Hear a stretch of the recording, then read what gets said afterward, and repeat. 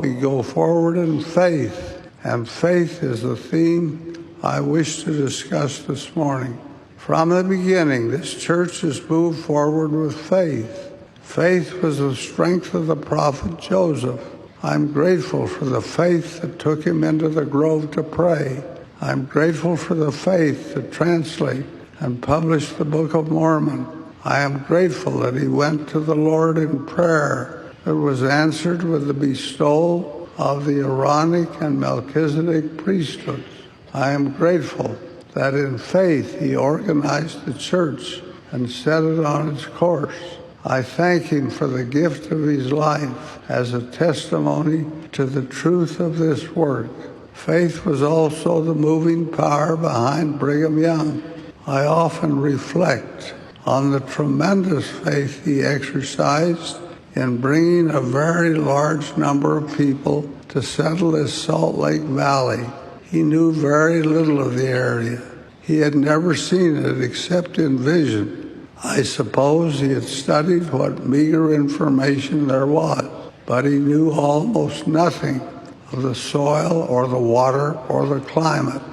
And yet, when he looked upon it, he said without hesitation, "This is the right place, move on."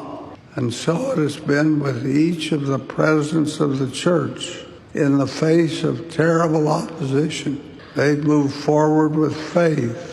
Whether it was crickets destroying their crops, whether it was drought or late frost, whether it was persecution by the federal government, or more recently, whether it was an urgent need to extend humanitarian aid to victims of the tsunami, or earthquakes or floods in diverse places, it has all been the same.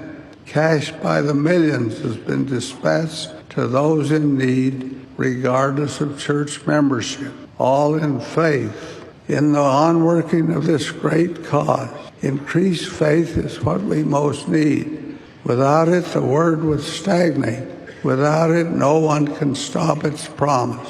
Said the Savior, "If ye have faith as a grain of mustard seed, ye shall say unto this mountain, Remove hence to yonder place, and it shall remove, and nothing shall be unto you." To his son Helaman declared, "Preach unto them repentance and faith on the Lord Jesus Christ, and humble themselves to be meek and lowly in heart. Teach them to withstand every temptation of the devil with their faith on the Lord Jesus Christ." May the Lord bless us with faith in the great cause of which we are a part.